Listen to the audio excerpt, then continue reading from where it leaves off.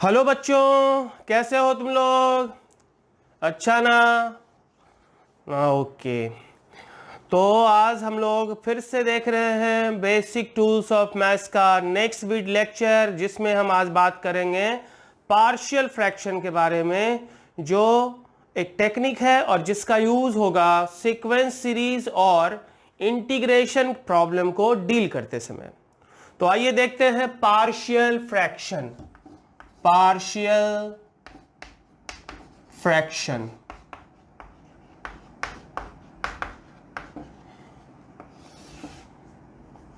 अब इस partial fraction technique को समझने से पहले कुछ टर्म्स, बेसिक टर्म्स हमें जानना होगा, जैसे कि पॉलिनोमियल्स क्या होता है, रैशनल पॉलिनोमियल किसको कहते हैं, है कि नहीं, प्रॉपर फ्रैक्शन क्या होता है, इम्प्रॉपर क्या होता है, ठीक है। और उसके बाद हम देखेंगे पार्शियल फ्रैक्शन का जो टेक्निक है वो क्या होता है। तो आइए सबसे पहले बात करते हैं पॉलिनोमियल फंक्शन। पॉलिनोमियल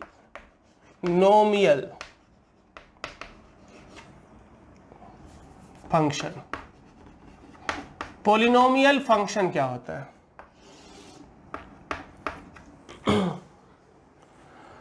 बहुत बार हम लोग पढ़ चुके हैं ये पॉलिनोमियल के बारे में, 10th क्लास से ही पढ़ते आ रहे हैं।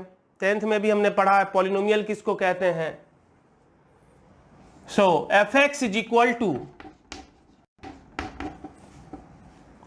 a1 into x to the power n1 plus a2 into x to the power n2 plus a3 into x to the power n3 plus dot dot dot या plus an into x to the power 0 या an equal. ये जो हमारा function है, जहां condition भी कुछ है, वेयर ये जितना भी पावर है n1 n2 n3 dot dot dot, ये सब are non negative integer, non negative integer होना चाहिए, नॉन निगेटिव इंटीजर्स होना चाहिए। यानी पॉलिनोमियल के हर एक टर्म में, पॉलिनोमियल क्या होगा, पॉलिनोमियल के हर एक टर्म में जो वेरिएबल होता है, उस वेरिएबल के पावर का जो पावर होगा वो हमेशा क्या होगा, non negative integers. Non negative integer, एक तो इंटीजर होना चाहिए, ऊपर से नॉन निगेटिव होना चाहिए, मींस या तो जीरो होगा या फिर क्या होगा, पॉजिटिव होगा। जीरो होगा या फिर क्या होगा, पॉजिटिव होगा। ओके, जैसे x square plus 2x plus 1, तो ये पॉलिनोमियल हो गया। x प्लस 1/x ये पॉलिनोमियल नहीं है, क्योंकि that is equal to x plus x to the power -1, और यहां x का जो पावर है वो कैसा आ गया, निगेटिव इंटीजर हो गया, इसलिए ये x प्लस 1/x जो है वो पॉलिनोमियल नहीं है। ठीक है, तो हमने बात किया पॉलिनोमियल क्या होता है। अब रैशनल फंक्शन क्या होता है? रैशनल फंक्शन, रैशनल फंक्शन किसको कहते हैं?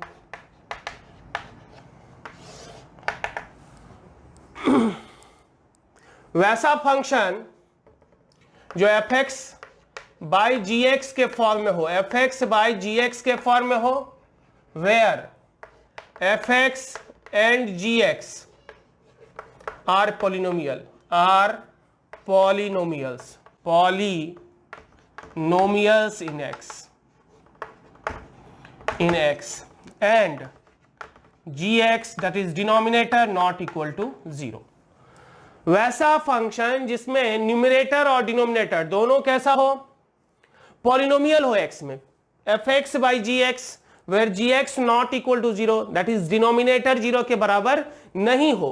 ठीक है, डिनोमिनेटर 0 के बराबर नहीं हो, और f(x) और gx ये दोनों कैसा हो, पॉलिनोमियल हो। किसमें पॉलिनोमियल हो, x वेरिएबल में पॉलिनोमियल हो।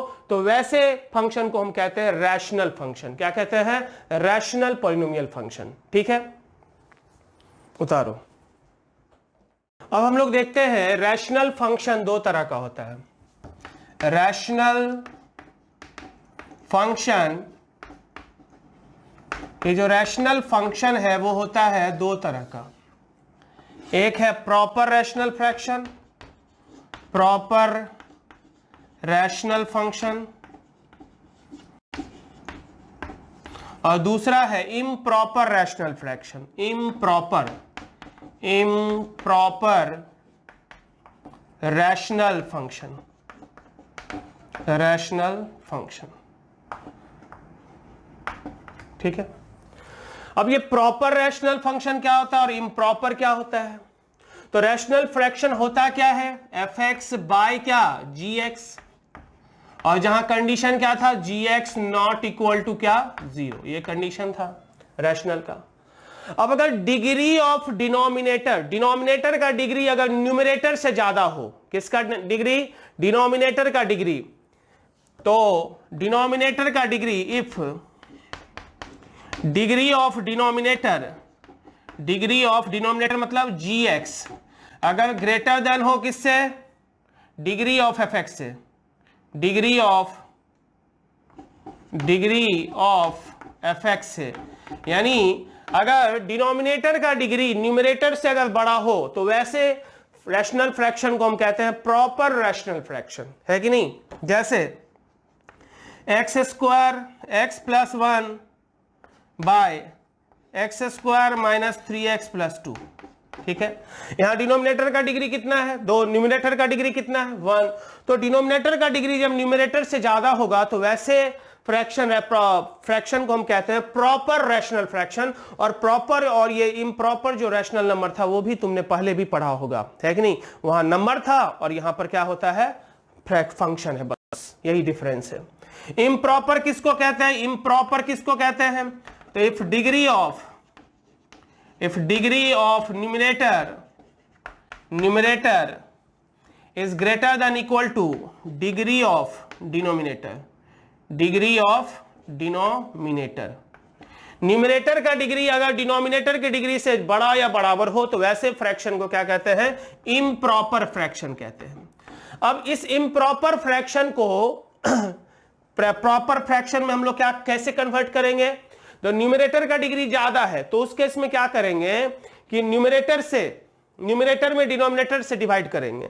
सो to convert improper fraction to proper, divide numerator by denominator. Numerator में डिवाइड करेंगे किससे, डिनोमिनेटर से, और कुछ ऐसा लिखेंगे f x by g x is equal to, कुछ क्वेश्चन आएगा क्यू एक्स प्लस कुछ रिमाइंडर आया आर एक्स बाई कितना, जी एक्स। तो हम लोग इस f x by g x को हम इस तरह से एक्सप्रेस करेंगे, ठीक है, जिसमें हम क्या करेंगे, न्यूमरेटर में डिवाइड कर देंगे डिनोमिनेटर से, और जब न्यूमरेटर में डिवाइड कर देंगे डिनोमिनेटर से तो वो जो हमारा क्वेश्चन आएगा वो यहां पर हो गया, प्लस रिमाइंडर जो आया आर एक्स बाई कितना, क्यू एक्स। ये भी तुमने पढ़ा होगा थ्योरम सब। तो ये बात हुआ किसके बारे में हमने पढ़ा अभी तक, क्या कि पॉलिनोमियल किसको कहते हैं, फिर हमने क्या पढ़ा, रैशनल फंक्शन किसको कहते हैं, और फिर हमने बात किया प्रॉपर रैशनल फ्रैक्शन क्या होता है और इम्प्रॉपर रैशनल फ्रैक्शन क्या होता है। लेकिन ये तो हमको जानना था थोड़ा बेसिक केप में। अब मेनली जो हमारा है वो है पार्शियल फ्रैक्शन। तो पार्शियल फ्रैक्शन क्या होता है, पार्शियल फ्रैक्शन जस्ट एक टेक्निक है, एक कॉन्सेप्ट है, एक मेथड है जिसमें हम किसी प्रॉपर फ्रैक्शन को दो फ्रैक्शन के सम और डिफरेंस के रूप में हम एक्सप्रेस कर सकते हैं, ठीक है। प्रॉपर फ्रैक्शन जो है, पार्शियल फ्रैक्शन, वो एक मेथड है, वो एक टेक्निक है जिसके थ्रू हम किसी प्रॉपर फ्रैक्शन को दो फ्रैक्शन के सम और डिफरेंस के रूप में हम उसको लिखना चाहेंगे, ठीक है। तो क्या होगा, कैसे लिखाता है, उस पर हम लोग बात करें, लेकिन सबसे पहले हम थोड़ा बात कर लेते हैं यहां कि पार्शियल फ्रैक्शन है क्या। डेफिनेशन का अगर बात करें कि पार्शियल फ्रैक्शन किसको कहते हैं, तो पार्शियल फ्रैक्शन जस्ट एक टेक्निक है। इट इज ए टेक्निक और टूल्स या method. It is a method by which we express a proper fraction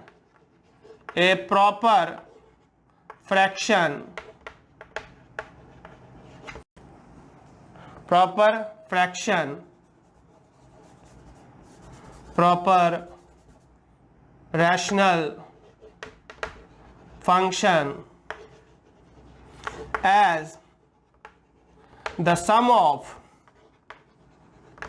two or more proper fraction, proper rational function। मतलब हम क्या कह रहे हैं, पार्शियल फ्रैक्शन जस्ट एक मेथड है, एक कॉन्सेप्ट है जिसके थ्रू हम किसी प्रॉपर फ्रैक्शन को, प्रॉपर फ्रैक्शन कहने का क्या मतलब कि डिग्री ऑफ जो डिनोमिनेटर है वो gx, डिग्री ऑफ डिनोमिनेटर वो न्यूमरेटर से क्या हो, ज्यादा हो। उस केस में किसी प्रॉपर फ्रैक्शन को जब हम किसी दो या दो से अधिक फ्रैक्शन के रूप में हम एक्सप्रेस करते हैं तो वो जो एक्सप्रेशन, वो जिस मेथड का हम यूज करते हैं, जिस टेक्निक का यूज करते हैं, वो टेक्निक कहलाता है पार्शियल फ्रैक्शन एक्सपेंशन। क्या कहलाता है, पार्शियल फ्रैक्शन एक्सपेंशन। तो पार्शियल फ्रैक्शन का वो एक्सपेंशन है। पार्शियल फ्रैक्शन जस्ट एक कॉन्सेप्ट है, एक मेथड है, ठीक है। अब इसके आगे हम लोग बढ़ते हैं कि आखिर कैसे किसी रैशनल फ्रैक्शन का पार्शियल फ्रैक्शन कैसे लिखेंगे, है ना, कैसे किसी रैशनल फ्रैक्शन का पार्शियल फ्रैक्शन लिखा जाता है, उस पे हम लोग बात करते हैं। क्योंकि बेसिकली हमें वही सीखना है कि कैसे हम किसी रैशनल फ्रैक्शन का पार्शियल फ्रैक्शन लिखेंगे, पार्शियल फ्रैक्शन कैसे यूज किया जाता है, उसके बारे में हम बात कर रहे हैं अभी। तो पार्शियल फ्रैक्शन कैसे लिखाएगा, ये डिपेंड करेगा उस rational fraction, proper rational fraction के डिनोमिनेटर के नेचर पर। अभी हमने क्या कहा कि भाई fx बाई जी एक्स, क्या था, fx बाई क्या, gx, जहां पर gx का जो वैल्यू है वो न्यूमरेटर से डिग्री जो है, gx का डिग्री, डिनोमिनेटर का जो डिग्री है न्यूमरेटर से क्या है, बड़ा है। तो डिनोमिनेटर का क्या डिग्री है, कैसा डिग्री होगा, उस पर डिपेंड करेगा। डिनोमिनेटर का जो डिग्री होगा, नेचर होगा, डिनोमिनेटर का जो नेचर होगा उस पर डिपेंड करेगा कि कैसे हम किसी प्रॉपर फ्रैक्शन का पार्शियल फ्रैक्शन लिखेंगे, कैसे लिखेंगे, यूज करेंगे। सो method of writing partial fraction, method of writing partial fraction expansion, writing partial fraction expansion depend upon nature of denominator,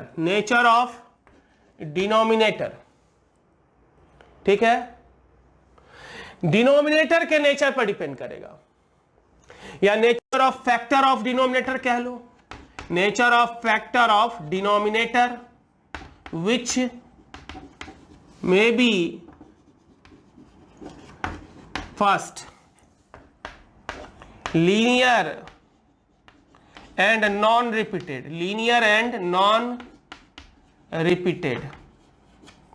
दूसरा linear and repeated, तीसरा quadratic and non-repeated,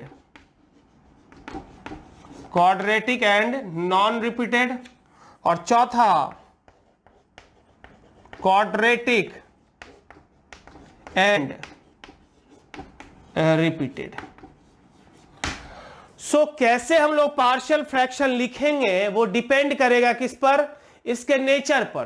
किसके nature पर, तो प्रॉपर जो फ्रैक्शन है, प्रॉपर जो rational function है, उसका जो डिनोमिनेटर होगा, उसके डिनोमिनेटर का जो फैक्टर होगा, उसके नेचर पर डिपेंड करेगा। और वो नेचर क्या क्या हो सकता है, अभी हमने लिखा 4 नेचर का हो सकता है। ठीक है, तो हम लोग एक एक करके हम लोग बात करेंगे डिनोमिनेटर के नेचर पर, डिनोमिनेटर के फैक्टर के नेचर पर। तो डिनोमिनेटर का फैक्टर क्या क्या हो सकता है, लीनियर एंड नॉन रिपीटेड, इस तरह से लीनियर एंड रिपीटेड। तो एक एक करके हम लोग देखते हैं, और ये है बहुत ज्यादा डिफिकल्ट नहीं, इसमें 2 ही चीज याद रखना है, लीनियर होगा तो क्या होगा, क्वाड्रेटिक होगा तो क्या होगा, एक लीनियर में क्या होगा, क्वाड्रेटिक में क्या होगा, और फिर रिपीटेड में क्या होगा। तो पहले हम लोग बात करेंगे लीनियर का, दूसरा बात करेंगे क्वाड्रेटिक का, और फिर रिपीटेड का। रिपीटेड दोनों के लिए सेम कॉन्सेप्ट होगा। ठीक है, रिपीटेड जब ये दोनों सीख जाएंगे और रिपीटेड का क्या कॉन्सेप्ट होता है वो सीख जाएंगे, तो एक साथ हम लोग दोनों कर सकते हैं। तो पहला हम लोग बात करते हैं linear and non repeated. Linear and non repeated, क्या बात करेंगे, linear and non repeated.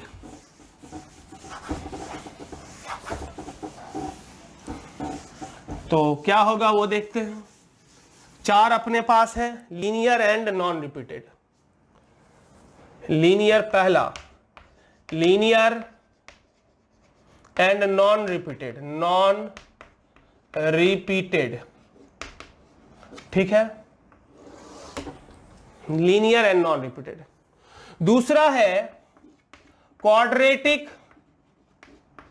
Quadratic and non repeated, non repeated. ठीक है, तीसरा है लीनियर एंड रिपीटेड, और चौथा है लीनियर एंड नॉन रिपीटेड, और चौथा है क्वाड्रेटिक एंड रिपीटेड। क्यू से क्वाड्रेटिक, आर से repeated. Linear and repeated, L and R, L से लीनियर, आर से रिपीटेड। तो पहले हम लोग नॉन रिपीटेड का बात कर रहे हैं दोनों में, और फिर क्या कॉन्सेप्ट होगा उसका बात कर रहे हैं, फिर हम उस पर बात करेंगे एग्जाम्पल का। ठीक है, जैसे मान लो f x by g x, form क्या होगा, f x by g x, f x by क्या, जी एक्स। अगर g x equal to, form तो हमारा वही है f x by g x सबके लिए। मान लो लीनियर एंड नॉन रिपीटेड है तो क्या होगा, जैसे सपोज कुछ मान लो 1 by x minus alpha into कितना, एक्स माइनस बीटा, ये है कि नहीं, एक्स माइनस अल्फा इंटू कितना, एक्स माइनस बीटा। या ऊपर में कोई कांस्टेंट है, मान लो कुछ कांस्टेंट सी या K by x minus alpha into x minus beta. तो क्या करेंगे, बस ध्यान से देखते रहो, डिनोमिनेटर पे जाओ, डिनोमिनेटर के हर लीनियर के लिए एक कांस्टेंट यूज करो, A by x minus alpha, इस फैक्टर के लिए एक constant A by x minus alpha plus B by कितना, एक्स माइनस बीटा। ठीक है, हर एक डिनोमिनेटर के हर एक फैक्टर के लिए, लीनियर फैक्टर के लिए एक कांस्टेंट टर्म हमने ऊपर में लिया, तो a by x minus alpha, और इसके लिए हो गया दूसरा constant b by x minus beta. अब इसको जब एलसीएम करेंगे तो नीचे में तो वही होगा क्या, x माइनस अल्फा इंटू कितना, x माइनस बीटा। तो डिवाइड करेंगे तो यहां क्या बचेगा, a into x minus beta plus b into कितना, x माइनस अल्फा। जब हम इसको इतना लिख रहे हैं तो इसमें क्या देख रहे हैं, डिनोमिनेटर तो दोनों सेम ही है, डिनोमिनेटर सेम तो न्यूमरेटर भी सेम होगा। तो k इज इक्वल टू क्या हो गया, a into x minus beta plus b into x minus alpha plus b into कितना, x माइनस अल्फा। ठीक है, अब यहां से a b का वैल्यू निकाल दो। कैसे निकालेंगे, तो इक्वेट करेंगे कोफिशिएंट को, है ना, find a and b, find a and b by equating coefficient of similar term, coefficient of similar term के कोफिशिएंट को इक्वेट करो। मतलब लेफ्ट साइड में क्या है भाई, कांस्टेंट टर्म खाली है, तो x का कोफिशिएंट कितना है, 0, और राइट साइड में देखो x का कोफिशिएंट क्या है, a प्लस बी, यानी a प्लस बी 0 हो गया, है कि नहीं, a प्लस, यहां पे राइट साइड में x का कोफिशिएंट क्या है, a प्लस बी, और लेफ्ट साइड में कितना है, 0, तो a प्लस बी 0 हो जाएगा। और वैसे यहां पर कांस्टेंट टर्म कितना है, तो minus A beta minus be alpha, तो minus A beta minus be alpha बराबर कितना के, दो इक्वेशन आ गया ए और बी में, सॉल्व हो जाएगा ए और बी। कहने का मतलब फिलहाल तुम इतना समझो कि denominator linear and non repeated है, डिनोमिनेटर का जो नेचर है वो लीनियर एंड नॉन रिपीटेड है, तो डिनोमिनेटर के हर एक लीनियर फैक्टर के लिए ऊपर में कांस्टेंट टर्म लेना है। बाकी का जो ऑपरेशन है वो तो बेसिक ऑपरेशन है सिंप्लीफिकेशन का, ठीक है, वो बाद में देखेंगे। यहां पर दूसरा देखते हैं। सपोज कुछ है ऊपर में कुछ दिया हुआ है, मान लो जो भी रहेगा के एक्स बाय, या जो भी है ऊपर में, by A x square plus B x into C x square plus D x, ठीक है। नीचे क्या है, क्वाड्रेटिक फैक्टर है ना, क्वाड्रेटिक फैक्टर है, तो इसको हम लोग क्या लिखेंगे, देखो ध्यान से। लीनियर के समय में ऊपर में क्या लेते थे, हर लीनियर फैक्टर के लिए ऊपर में एक कांस्टेंट लेते थे, हर लीनियर फैक्टर के लिए ऊपर में एक कांस्टेंट लेते थे। यहां हर क्वाड्रेटिक फैक्टर के लिए ऊपर में एक लीनियर लेंगे। लीनियर मतलब कितना, A x plus B, capital A x plus B by, इसके लिए हो गया। अब प्लस, फिर ये भी क्वाड्रेटिक है तो इसके लिए क्या होगा, सी एक्स या ए वन बी वन कर लो, ए वन बी वन, तो यहां पर क्या हो जाएगा, A two x plus B two by कितना, सी एक्स स्क्वायर प्लस कितना, डी एक्स। फिर से एलसीएम करेंगे, फिर न्यूमरेटर को, यहां एलसीएम करने के बाद जो न्यूमरेटर आएगा उसको इक्वेट कर देंगे। सेम कॉन्सेप्ट, बाकी कॉन्सेप्ट सब में सेम है सिंप्लीफिकेशन का, बस हमें टेक्निक सीखना है कि आखिर है क्या इसमें, वो टेक्निक क्या है। तो टेक्निक यही है कि लीनियर रहेगा तो ऊपर में कांस्टेंट टर्म लो, क्वाड्रेटिक रहेगा तो ऊपर में क्या लेना है, हर क्वाड्रेटिक फैक्टर के लिए ऊपर में क्या लेना है, लीनियर, और लीनियर का फॉर्म क्या होता है, ए एक्स प्लस बी। बस अभी इतना देखो, हम लोग प्रॉब्लम में देखेंगे कि कैसे सॉल्व होता है। फिर लीनियर एंड रिपीटेड है, लीनियर एंड कितना, रिपीटेड। सपोज ये ऐसा रहेगा, K by x minus alpha का whole square into x minus beta, ठीक है। इसको कैसे लिखेंगे, तो ये देख क्या है, ये एक्स माइनस अल्फा का होल स्क्वायर है कि नहीं, क्या है, एक्स माइनस अल्फा का होल स्क्वायर। तो ऊपर में चूंकि एक्स माइनस अल्फा दो बार है, तो देख ध्यान से, ए वन बाय ऊपर में constant by x minus alpha, एक पावर से शुरू करेंगे, plus A two by x minus alpha का होल स्क्वायर। ये लिखे हम इसके लिए, दो पावर के कारण, दो पावर है यहां, तो एक पावर से शुरू करेंगे और दो, जितना पावर रहेगा उतना तक जाएंगे। सपोज यहां तीन रहता तो A one by x minus alpha plus A two by x minus alpha का whole square plus A three by x minus alpha का होल क्यूब, और प्लस यहां देखो ये तो नॉन रिपीटेड है तो इसके लिए कल हो जाएगा b1 या जो भी रख लो, a3 रख लो, a3 बाय कितना, x माइनस बीटा। कॉन्सेप्ट बस ये देखो, रिपीटेड का कॉन्सेप्ट बस यहां ये पकड़ना है, रिपीटेड का। ये रिपीटेड का क्या कॉन्सेप्ट है, बहुत ज्यादा कॉन्सेप्ट नहीं है। नीचे में लीनियर, ऊपर में कांस्टेंट हम लो, नीचे में क्वाड्रेटिक तो क्वाड्रेटिक लिए ऊपर में लीनियर लो। रिपीटेड रहेगा चाहे वो लीनियर का हो या क्वाड्रेटिक का हो, सेम चीज यूज होगा। रिपीटेड रहेगा तो भाई एक पावर से शुरू करो, यहां पर दो पावर है तो a1 by x minus alpha plus a2 by फिर एक्स माइनस अल्फा का होल स्क्वायर, इसके लिए लिख लिए। फिर इसके लिए तो ऊपर में एक कांस्टेंट है ना, ऊपर में एक कांस्टेंट और नीचे में जो भी है वो। अब क्वाड्रेटिक एंड रिपीटेड अगर है तो क्या होगा वो देखते हैं। सपोज डिनोमिनेटर में अगर रहेगा, मान लो जो भी है, ऊपर में क्या है पता नहीं, मान लो x का ही टर्म है, डिनोमिनेटर में है ए एक्स स्क्वायर प्लस बी का या जो भी है b का whole square into C x square plus D, ठीक है। तो क्या करेंगे, क्या बताए भाई, क्वाड्रेटिक है तो ऊपर में तो लीनियर जाएगा, क्या जाएगा ऊपर में, लीनियर जाएगा। तो क्या हो जाएगा, a1x plus b1 bye, quadrat repeated है तो एक पावर से पहले शुरू करेंगे, ax square plus b plus फिर दूसरा, दो पावर है इसीलिए दूसरा, by ax square plus b का क्या, होल स्क्वायर। ये इसके लिए हुआ सिर्फ, फिर इसके लिए, तो इसके लिए फिर क्या हो जाएगा, a3x प्लस b3 बाय कितना, cx स्क्वायर प्लस कितना d।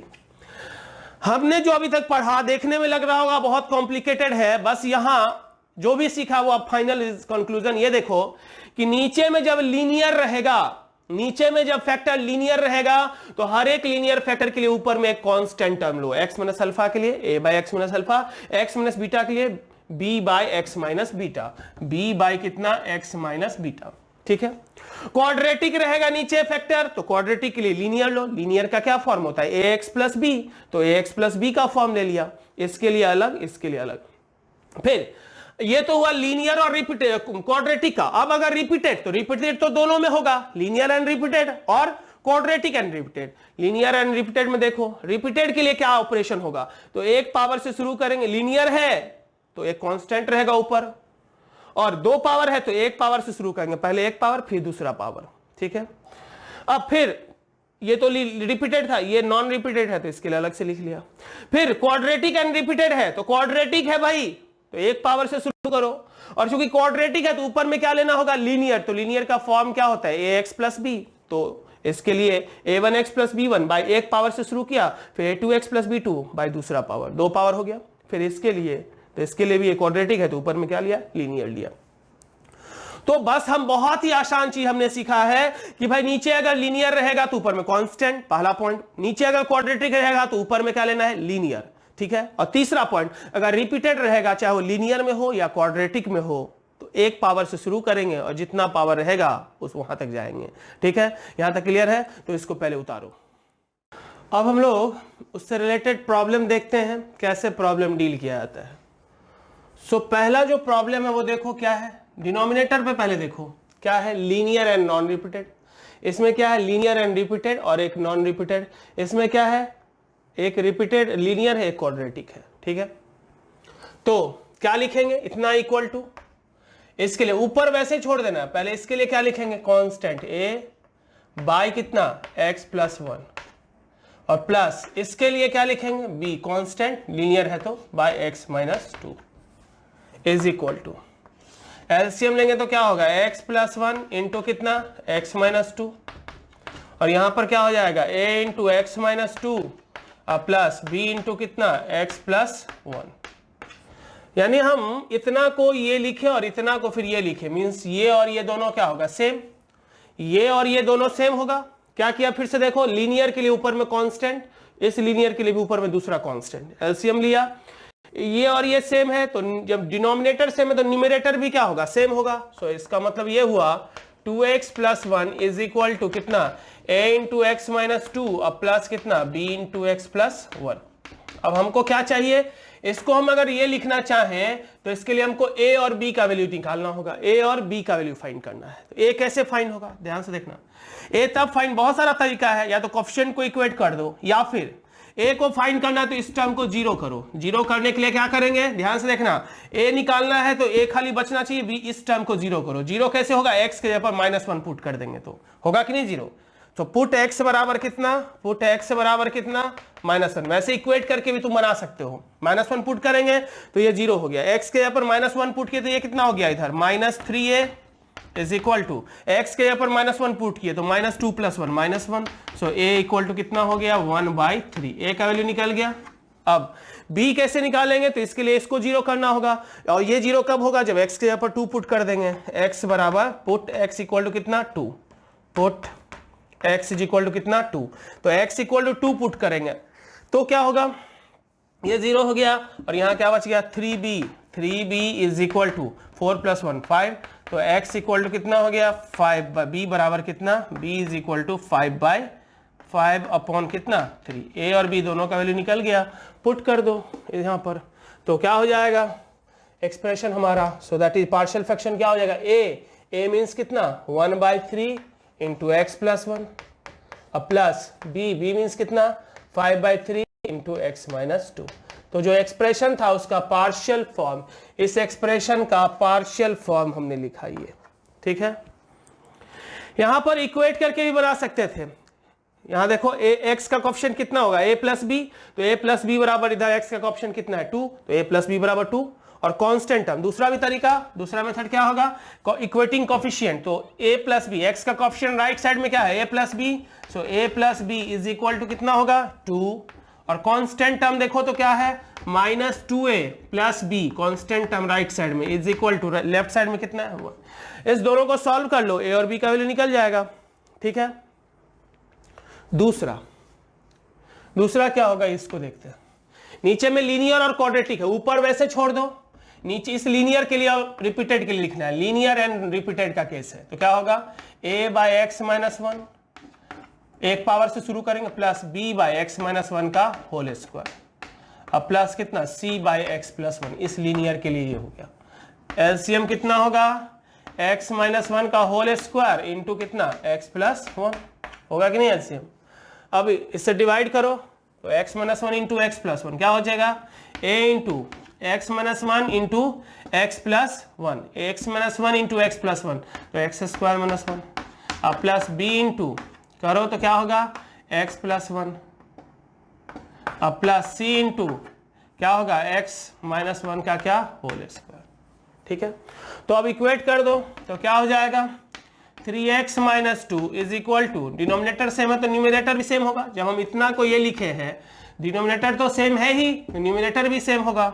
सो 3x माइनस टू बराबर a into x square minus one, अब plus b into x plus one, अब प्लस c इंटू कितना x माइनस वन का क्या होल स्क्वायर। ठीक है, c इंटू कितना x माइनस वन का होल स्क्वायर। अभी क्या करना है, तो एक तो x के जगह पर 1 पुट कर दो तो b डायरेक्ट निकल जाएगा, निकलेगा कि नहीं, जैसे दोनों यूज कर सकता है, जैसे तुमको निकल जाए, या तो इक्वेट करके या फिर पुट करके।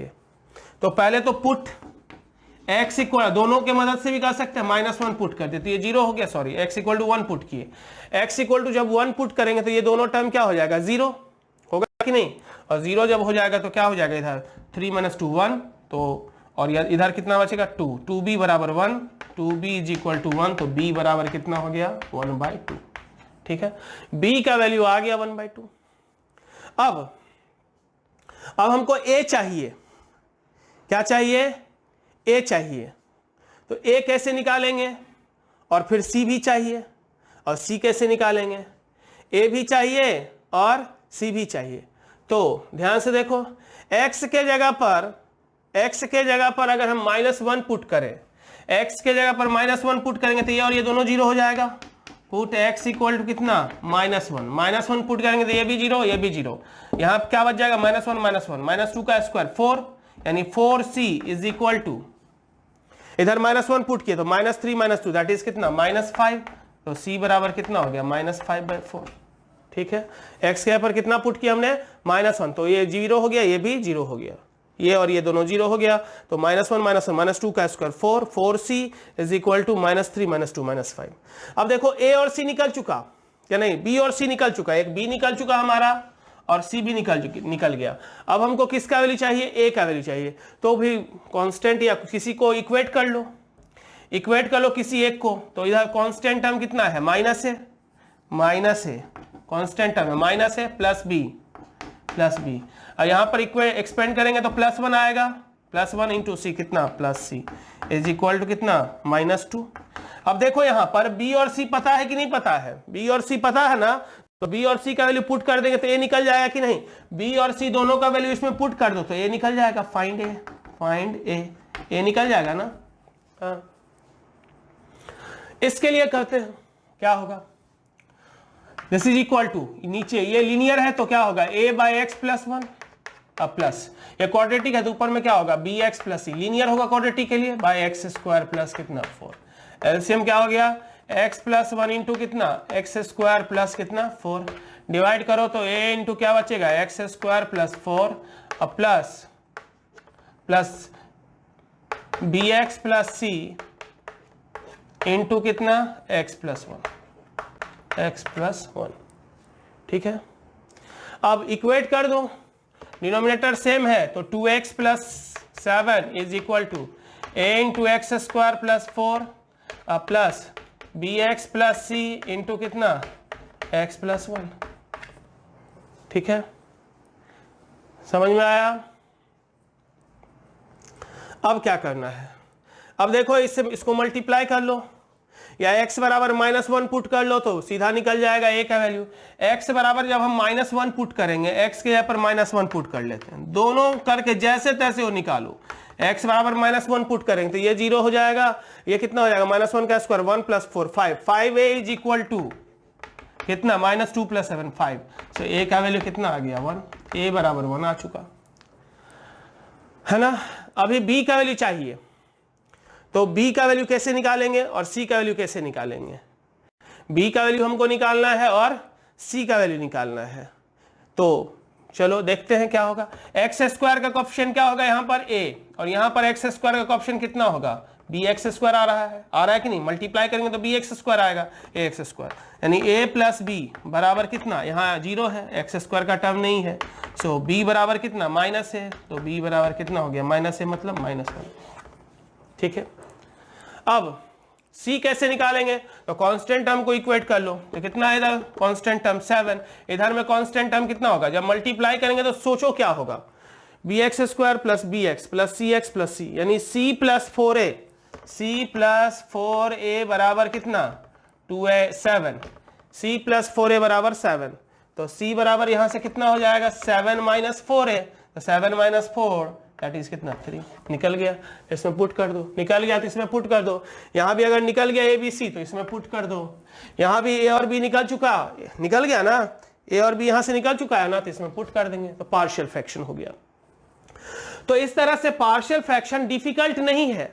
बहुत सारा क्वेश्चन कभी इक्वेट कर लो, कभी पुट करके, जितना आसानी जल्दी तुम बना सको उससे तुम बना सकते हो, क्योंकि कभी कभी इक्वेट करना बहुत ही कॉम्प्लिकेटेड हो जाता है बिना इक्वेट किए ही। जैसे यहाँ पर हमने देखा, हमने क्या देखा कि भाई यहाँ पर x के पर -1 पुट कर देंगे तो एक का वैल्यू निकल गया, a का वैल्यू, x के पर -1 पुट किए तो ये टर्म 0 हो गया, तो यहाँ से a का वैल्यू निकल गया। या कभी इक्वेट कर दिए, ठीक है, तो कुछ अगर समझ में नहीं आ रहा तो इक्वेट कर दो, है ना। तो पार्शियल फ्रैक्शन, फाइनली अगर हम बात करें तो पार्शियल फ्रैक्शन एक मेथड है जिसमें किसी रैशनल फ्रैक्शन को दो फ्रैक्शन के सम के रूप में हम एक्सप्रेस करते हैं, दो या दो से अधिक के सम के रूप में हम एक्सप्रेस करते हैं। और वो कैसे लिखाएगा टेक्निक, तो वो डिपेंड करता है डिनोमिनेटर के नेचर पर, जो क्या सब हो सकता था? 4, linear and non repeated, linear and repeated, quadratic and non repeated, quadratic और रिपीटेड। लीनियर में क्या होता है? हर एक लीनियर फैक्टर के लिए ऊपर में कांस्टेंट टर्म लेना है, देख लो, इसके लिए एक, इसके लिए भी एक। क्वाड्रेटिक में क्या होता है? हर एक क्वाड्रेटिक के लिए ऊपर में लीनियर लेना है। तो यहां पर मिक्सिंग प्रॉब्लम था, एक लीनियर था, एक क्वाड्रेटिक, तो लीनियर के लिए कांस्टेंट लिया, क्वाड्रेटिक के लिए क्या लिया? एक लीनियर लिया। अब रिपीटेड, तो रिपीटेड दोनों में होगा, चाहे वो लीनियर रिपीटेड हो या फिर क्वाड्रेटिक रिपीटेड हो। रिपीटेड का एक तो याद रखो कि लीनियर और क्वाड्रेटिक में क्या होता है, तो लीनियर में ऊपर कांस्टेंट, क्वाड्रेटिक में ऊपर लीनियर, ठीक है। अब दूसरा चीज याद रखना है, ये याद रखना है, चाहे लीनियर का केस हो या क्वाड्रेटिक का केस हो, याद क्या रखना है कि उसका क्या तरीका है। तो जब रिपीटेड होगा तो एक पावर से शुरू करेंगे, जैसे इसके लिए देखो, a by x minus 1 plus b by, क्योंकि लीनियर है तो कांस्टेंट ही लेना है, तो एक पावर से शुरू करना, उस पावर तक जाएंगे जितना उसका पावर है। अगर सपोज यहाँ 3 रहता तो क्या लिखते? a by x minus 1 plus b by x minus 1 का whole square plus c by x minus 1 का होल क्यूब, फिर इसका अलग से लिखते, ठीक है। मतलब हर एक डिनोमिनेटर के हर एक फैक्टर का ध्यान रखना होता है और उसके अकॉर्डिंगली हमको लिखना है, ठीक है। लीनियर है तो ऊपर कांस्टेंट, क्वाड्रेटिक है तो ऊपर लीनियर, रिपीटेड है तो लीनियर और क्वाड्रेटिक के हिसाब से ऊपर क्या होगा तो वो तो पता ही है, एक पावर से शुरू करेंगे। रिपीटेड का बात अगर करें तो एक पावर से शुरू करेंगे और जितना पावर है उतना तक हम लोग जाएंगे। तो इस तरह से आप लोग जहां भी सवाल हो वहां पे आप बना सकते हैं। खासकर इंटीग्रेशन में बहुत ही यूज होने वाला है और सीक्वेंस सीरीज में भी यूज होता है जनरली एचपी के प्रॉब्लम को डील करते समय, ठीक है। तो इसको आप बने, और भी बहुत जगह इसका यूज है, तो इसको अच्छा से कीजिए और कॉन्सेप्ट को पकड़िए, एग्जैक्टली इसमें कॉन्सेप्ट क्या है। सवाल तो बहुत सारा हो सकता है, ठीक है। Thank you.